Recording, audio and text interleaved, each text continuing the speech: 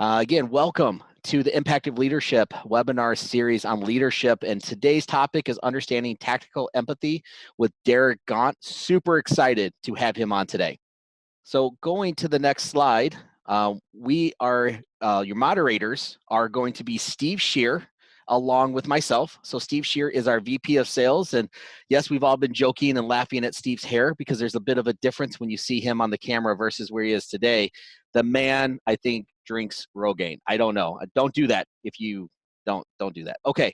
But he has been leading us courageously through this time as our VP of sales. And I am the president and CEO of CCB Technology. So excited to be here today. Couple things about CCB. I know you have maybe attended some of our previous webinars, so you've seen this slide. But for some of you who haven't been here, I want to give you an introduction. We have been here for 29 years, and I just want to give you a background story real quick for anybody who has been listening already. We started in the basement of my parents' house. I'm the second generation, and I grew up around the kitchen table learning what it means to run a business. Very exciting, but in 7th grade, I was the shipping manager. So if you ever want to know more about what it was like in the early days of CCB, let me know. I'll be more than happy to talk with you about it. But what do we do now? Well, we do managed services along with cloud security, mobility solutions, and procurement, meaning anything IT related when it comes to hardware, software, cloud, and services. We have your back. You can look up more information at ccbtechnology.com. Plus, there's a couple cool things that we've recently been recognized with, and we're very proud of this, to be in the top elite 250, along with being a top MSP in the United States, top 500. So please let us know if we can help you. The impact of leadership. What is that? That is a podcast that Steve and I decided to create over a year ago. And this podcast was really about helping other leaders grow. We understand that it's hard to get up every day and lead. So we thought, why not share stories about what other people have learned through their career as being a leader and maybe even avoid some of the pitfalls. So we're glad you joined us today, but if you do want to sign up for the Impact of Leadership podcast, you can by going to the CCB website, click on the icon that says podcast, and you can subscribe there. Before we get going to Derek, I do want to remind all of you that we do have a Q&A at the bottom where you can actually supply your questions, and we will be doing the Q&A at the end of the presentation.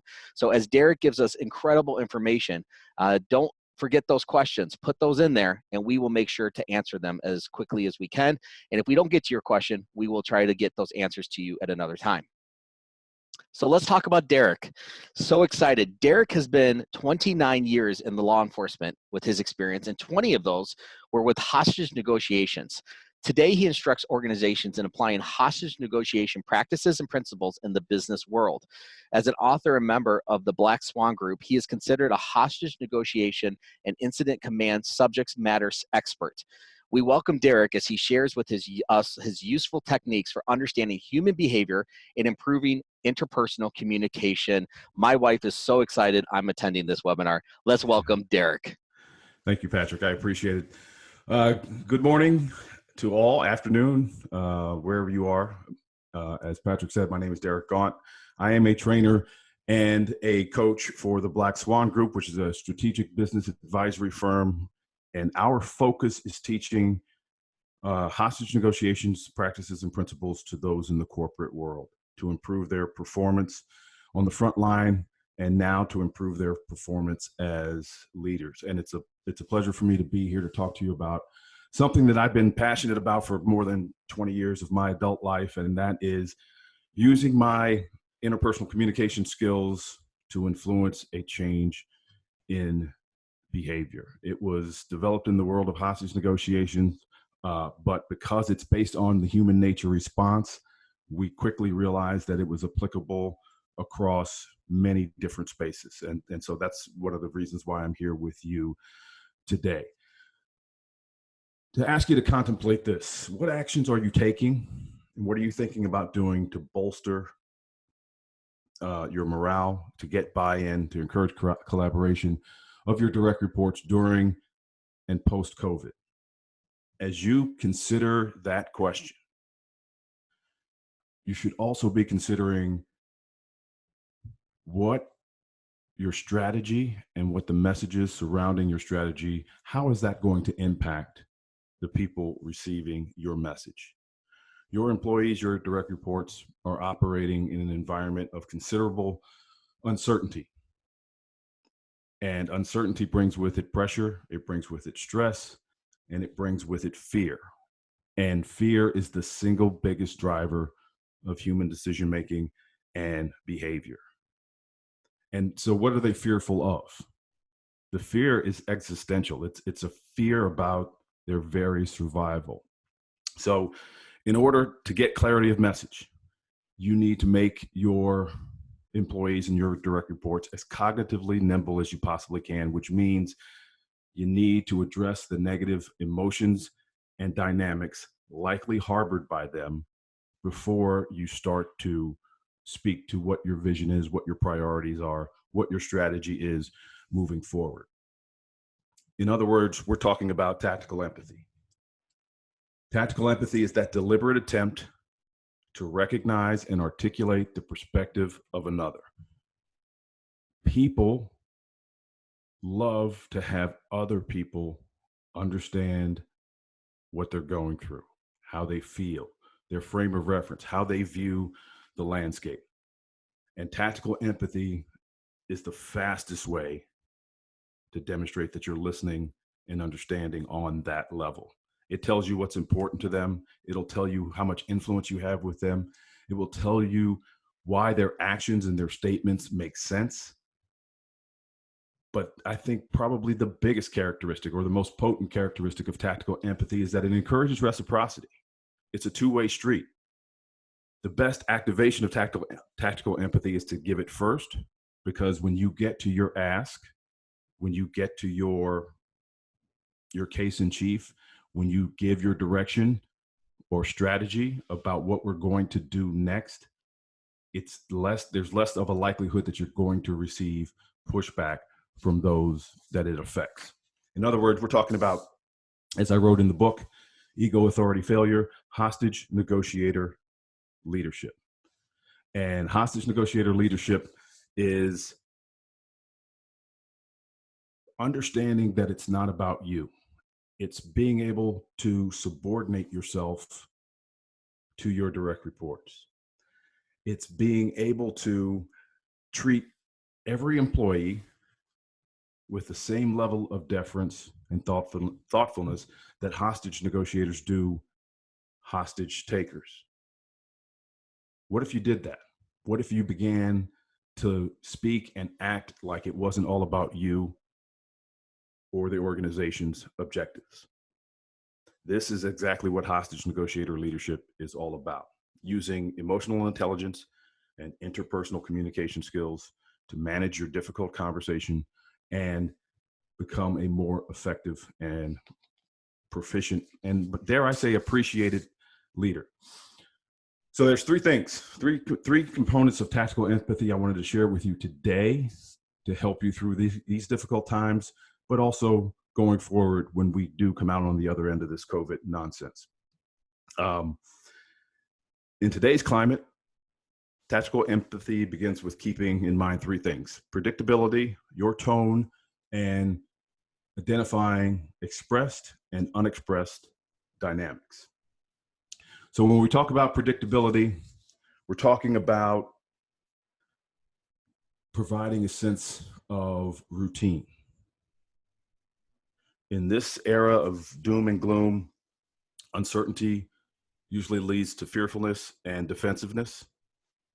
And people love to have a certain level of certainty injected into their life. I know that probably all of you on this call or in this webinar are probably doing this already, but it should become a mandate for your organizations. And that is checking in with your people on a routine and regular basis, preferably on the same day, at the same time, as a part of a pattern, to share with them what the world looks like right now, where you were, where you are, where you intend on going, or to share with them nothing's changed. Even if you've got no news to share with them, make sure you contact them and tell them the situation remains the same. There's nothing new to provide. Then start to talk about your priorities. then start to issue your directives, then start to talk about your vision for moving forward. But the predictability is of high importance, because it establishes a routine. It takes the guesswork out of the day-to-day existence. Your tone, your delivery, your projected sincerity. How you say it is always going to be more important than what you say. You know that from the beginning of time. But in today's environment, smooth, calm, confidence, and caring. Downward inflecting voice tone.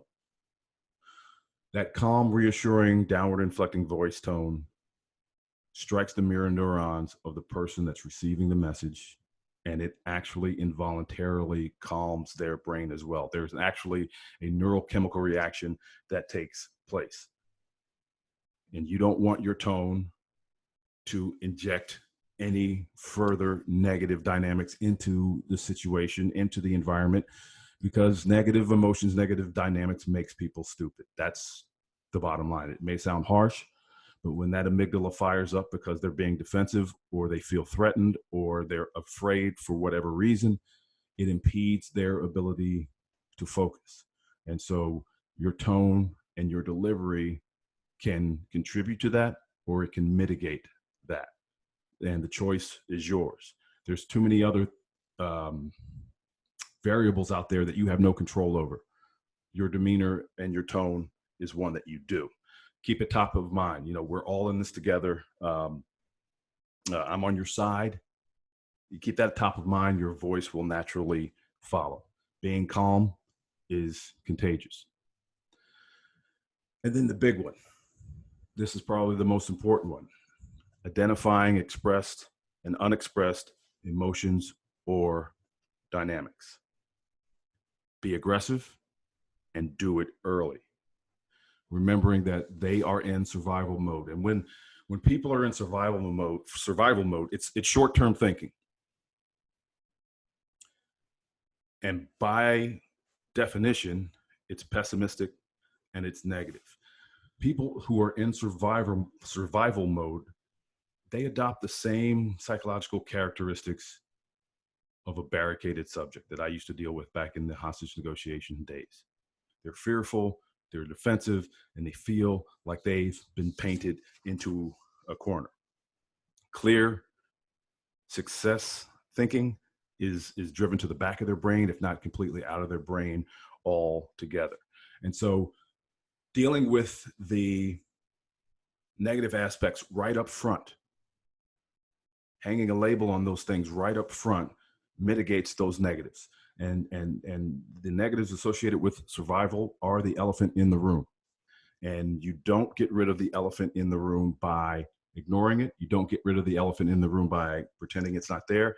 And you don't get rid of the elephant in the room by explaining it away. The only way to get rid of the negative in the room, or the elephant in the room, is to address it head on. There's not a coping mechanism on earth that doesn't begin with simply recognizing the problem. There's not a coping mechanism on earth that starts with ignoring the problem, the challenges, or what's at stake.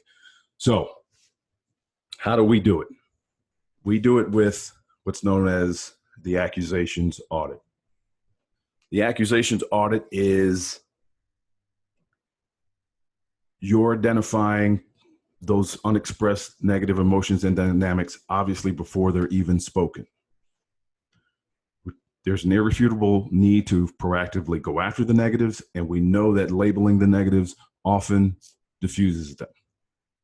So before you get into this difficult conversation with your direct reports, before you talk about changes that are going to be made, before you talk about additional responsibilities that they're going to have to absorb because there's been a reduction in force, there are going to be certain negative impressions, opinions, and assumptions that the other side has about you that you're going to have to address. So before you go into those conversations, you make a list of all of the bad things that they would be thinking. If they were together with their cohorts, or they were together with a group of friends and they were sipping an adult beverage in their living room and they were hurling invectives about you, about the circumstance, or about the company, what would you want to stand next to them and deny?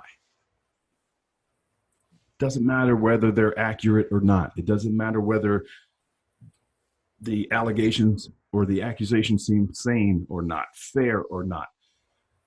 It doesn't matter, because whose frame of reference are we operating from? We're operating from their frame of reference.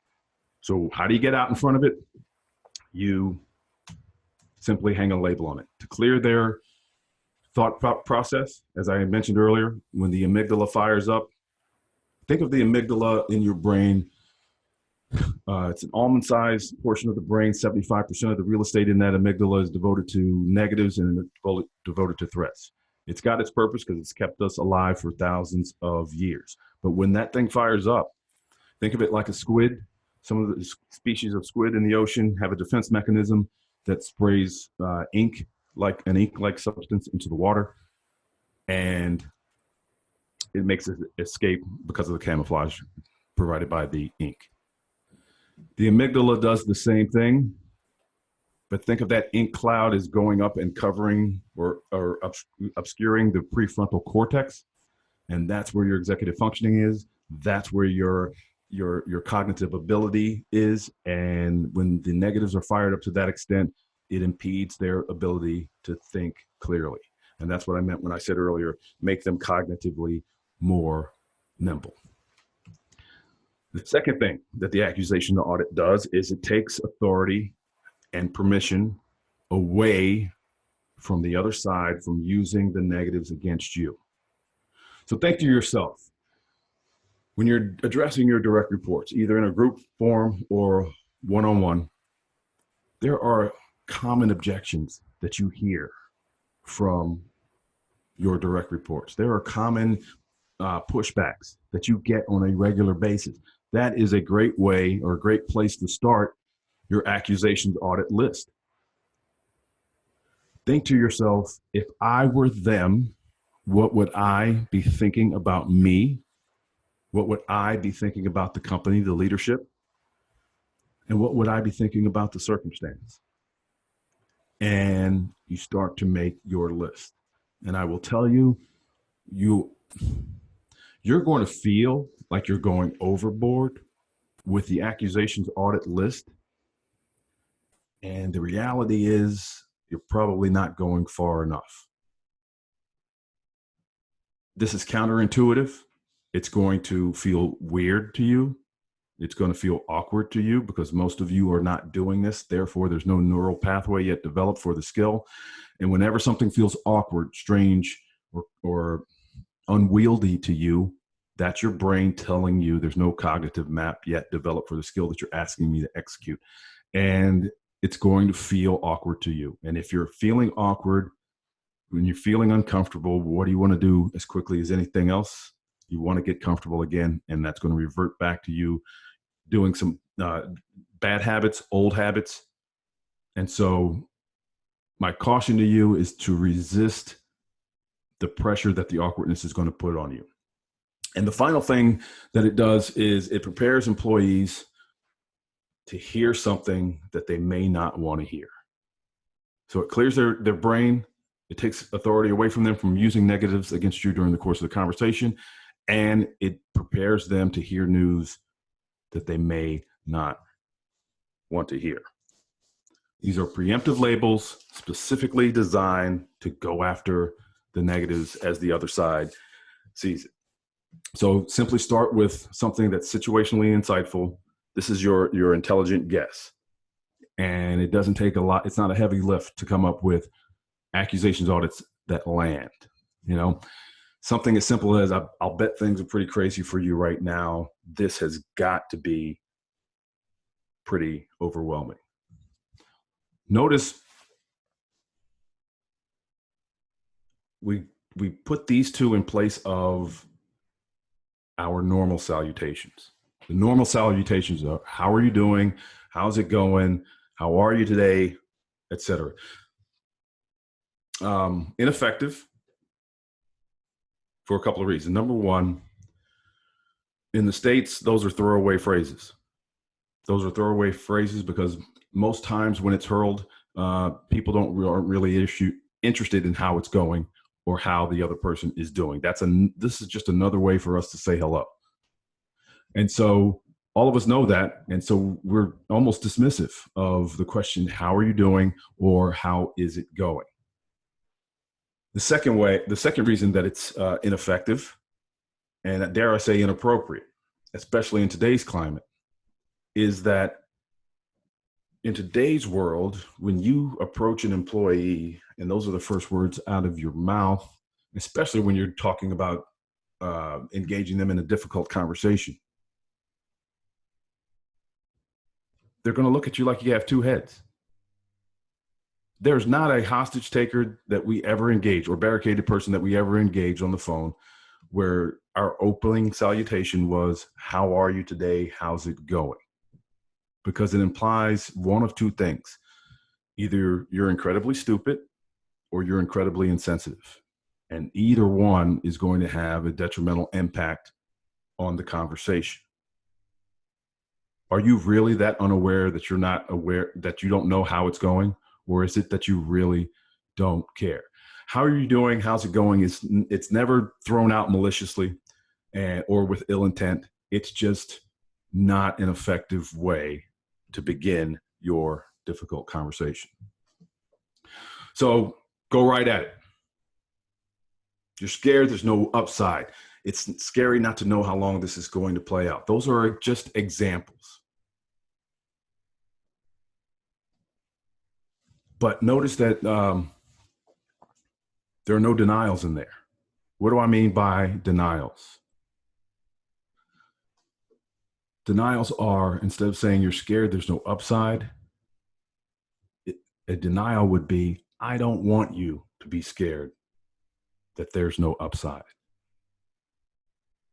I don't want it to be scary for you to not know how long this is going to play out. You are denying the negative with those statements. Whenever you say, I don't want. Notice again, there are no buts.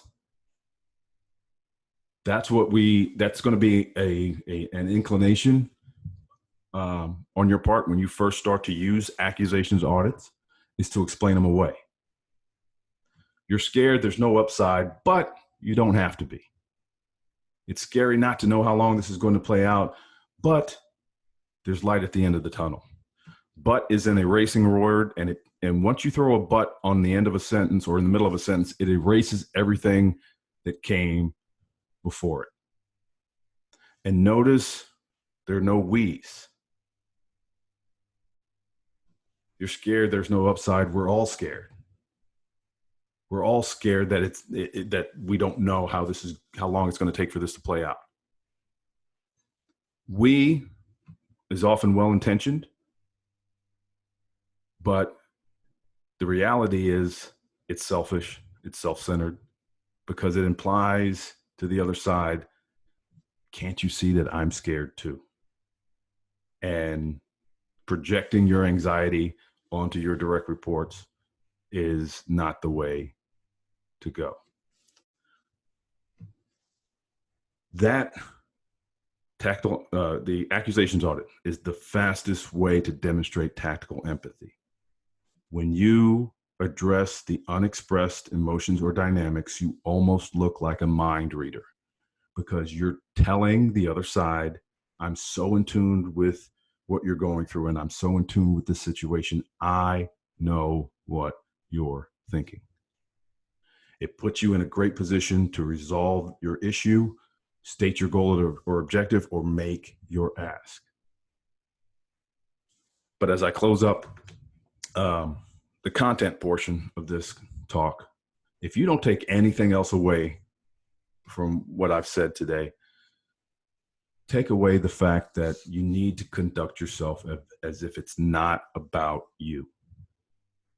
At least for the first 80% of any difficult conversation, it's about the other side. Are you going to have to give a directive? Are you going to have to explain a mission, an assignment? Yes. Are you going to have to discipline someone? Yes. Are you going to have those tough talks? Yes. but conduct them from a position where at the forefront of your mind, you're thinking it's not about me. It's about them and how they view the lay of the land. You will get to your objective at the end of the conversation after you have displayed enough tactical empathy to the persons who are receiving your message. All right, thank you, Derek. That was awesome. For those of you who are still wanting to send a question over, I think Tim put it in the chat there on the bottom. Navigate to there and then shoot your questions into the Q&A section there, and I'll field them. Before we get into some of the questions, Derek, to get this out of the way for most of us that are on the call that are intrigued by your background, if you wouldn't mind, I know it's in the book because I'm actually holding it in my hand right here, but would you tell us a story or two that kind of overlays with your experience and that you kind of wove into your talk here about when you were in a hostage negotiation situation and how that panned out and how you used some of the principles you just spoke about? Yeah. So there's a story in the book of Mike, and I met Mike on probably the worst day of his life. Mike and his partner Steve had driven to the city where I worked. They pulled up next to a pawn shop. They donned ski masks and they went into the pawn shop, announced the robbery. At the time, a 12-year-old boy was riding by on his bicycle and he sees what occurs. He goes to a neighboring business and tells the manager. The manager calls us, and two of our patrol units get there and trap these two guys inside. And once they get trapped inside, they immediately take hostages. There were 8 of them at the time. There were three employees, five customers, and they duct taped them and bound them hand and foot, put 4 of them in front of the front door, 4 of them in front of the back door. And after they had done that, obviously the game was on, and the critical incident management package, including the SWAT team and the hostage negotiation team, went to the scene. And finally, we, ham-handed way of tracking down the right phone number, but we finally get the right phone number inside the business, and we call inside. And the first words out of his mouth are, after he stopped cussing at us, was, don't come in here. If you come in here, or actually he said, if you do anything foolish, these people are going to get hurt and the blood's going to be on your hands. And so we used situationally insightful labels to start off the conversation, which was, Mike, we're not coming in. I know you're afraid right now. How did we get here today? Right? Those were the first statements and questions in order to give him an opportunity to give us some background. And so we labeled, we mirrored, and we paraphrased our way, used a lot of dynamic silence during the course of that first hour. And he went in the course of that first hour from calling us everything but children of God to not yelling, not screaming anymore. And his emotion level began to come down. And when emotions come down, rational thinking increases. And so now we're having a conversation with him to the point where, as we get closer to the top of the second hour, he says, I'm going to let some of these people go.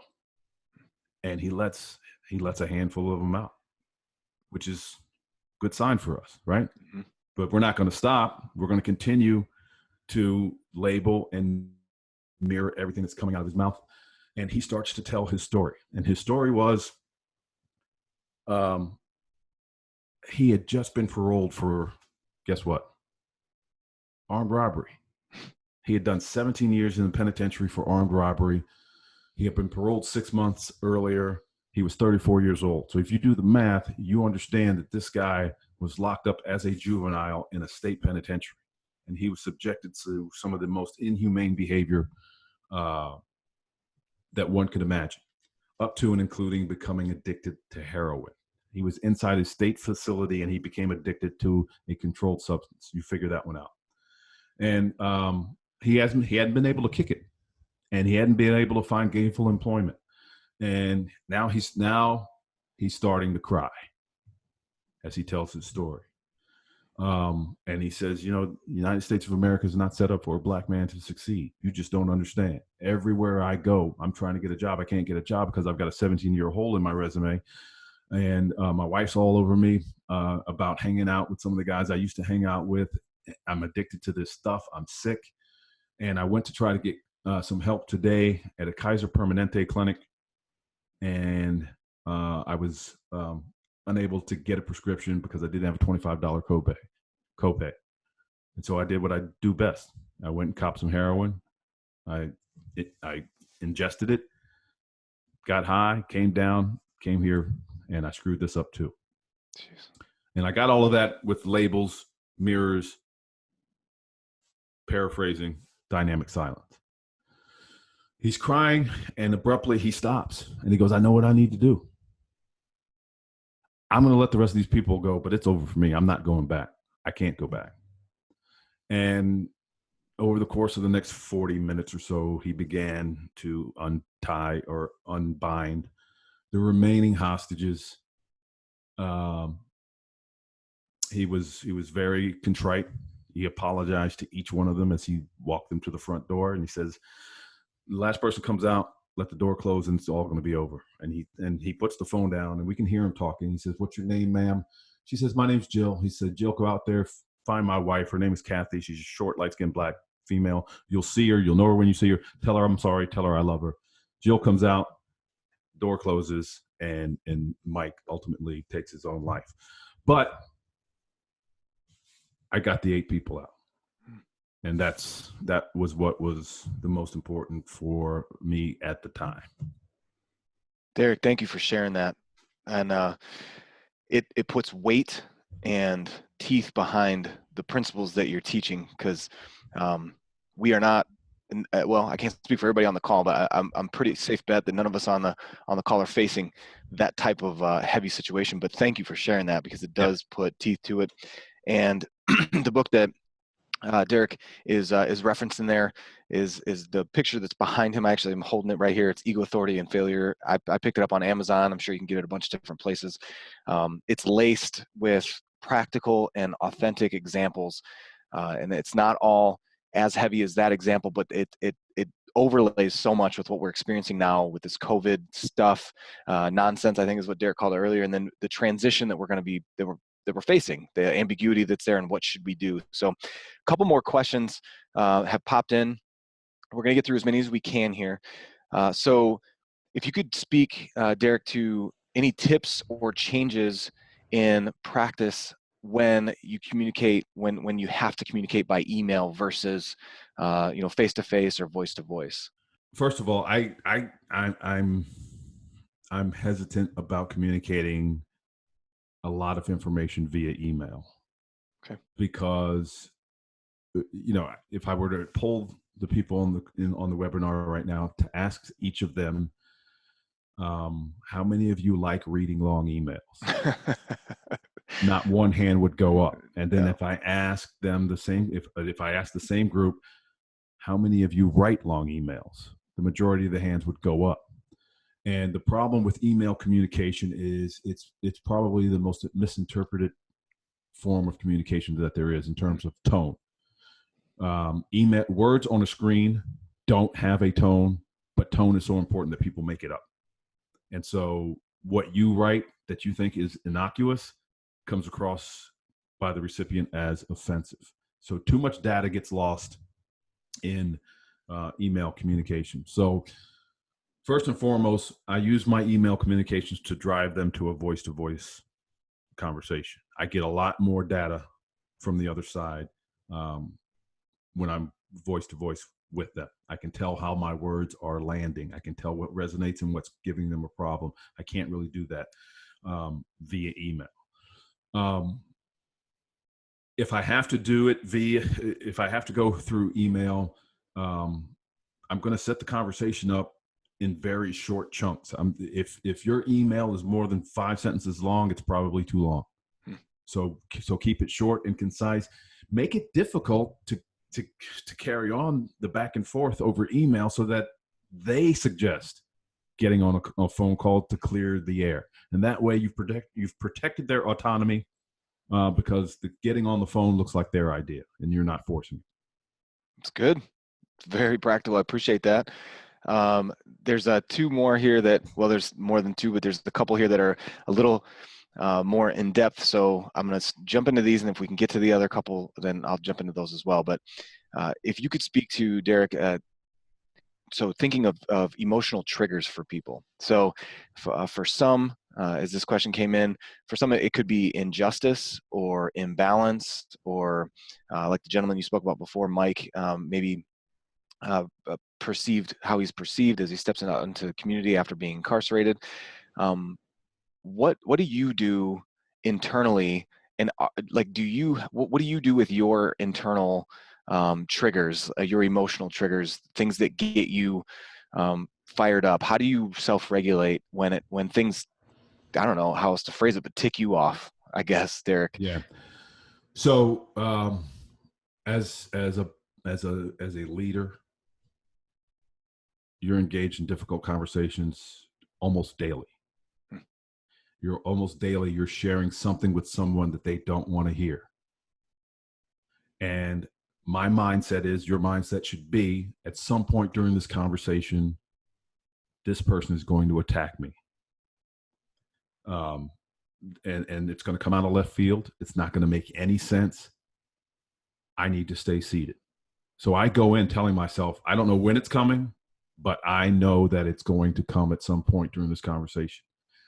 Stay seated for 45 seconds to a minute. Unless you're dealing with an out-and-out sociopath, they cannot sustain an attack for longer than 60 seconds with somebody who's not fighting back.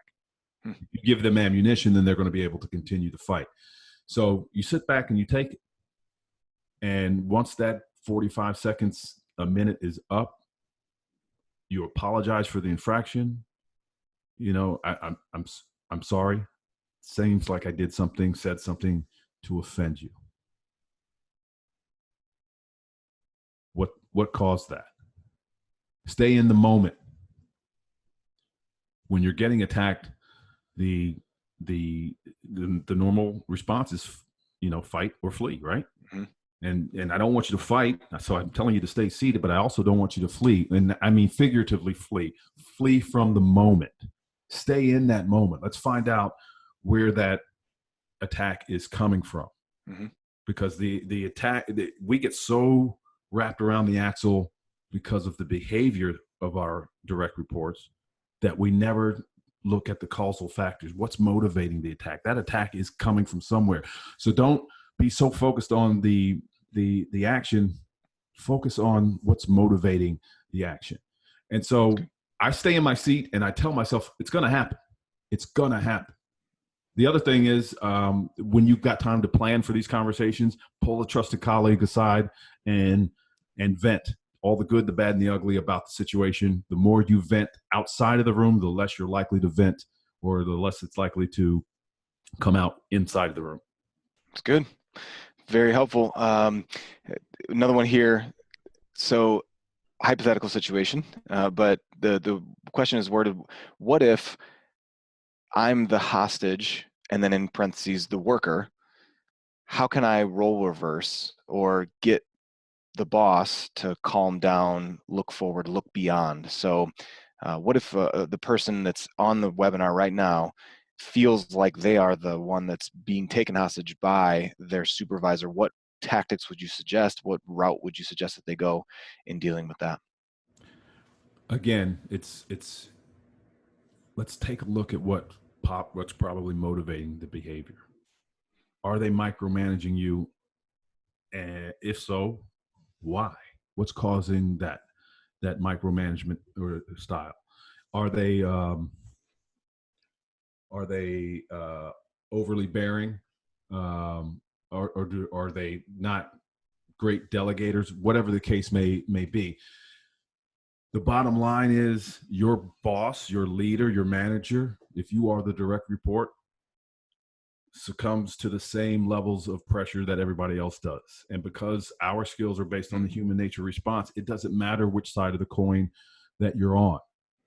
You're still going to have to deal with the negative expressed and unexpressed emotions or dynamics that your boss possesses in order for you to move them to a position where they can see that they should be taking the right fork instead of proceeding down the left fork. So it's going to be incumbent upon you as a subordinate to defer to your boss, to your leader, demonstrate tactical empathy. And then once you've demonstrated that tactical empathy, now you can move the conversation in the direction that you think it should go. But they are victims of the same emotions that everybody else is. So just because they are your boss, now you've got to do it a little bit more deftly, because they hold a higher position than you within the organization. But it's all about demonstrating to them that you understand that this is their frame of reference. This is what's going on with them at this point in time. And once you do that, they'll likely give it right back to you. It's good. We're going to try and squeeze in one more question here, and then I know we got a couple more slides, but it has to do with part of the presentation that you gave, and I think some clarity here could be helpful. So if someone is to say, in quotes, you're scared that there's no upside, as they're talking to someone else, hypothetically, in quotes, that kind of thing. Yep. How is that not transmitting to them that the person saying it is scared? Can you speak to that a little bit? So to provide some clarity to that, there's nothing in that sentence that says anything about you. Good. You're not saying, like I said in the presentation, we're all scared. You're not saying, I'm scared, and so you're scared, and so am I. You're saying you're scared. That is a head-on approach to a dynamic that is likely present in that person's life at that given moment. It says nothing about you. It says nothing about where you're coming from, and that's the primary reason behind not throwing anything about yourself into the statement at all, so that we don't misconstrue. And it sounds like from the question that maybe the person asking is worried that they are going to give off the specter of being afraid as well. And that's that. This is going to sound harsh, but that's them getting in their own way.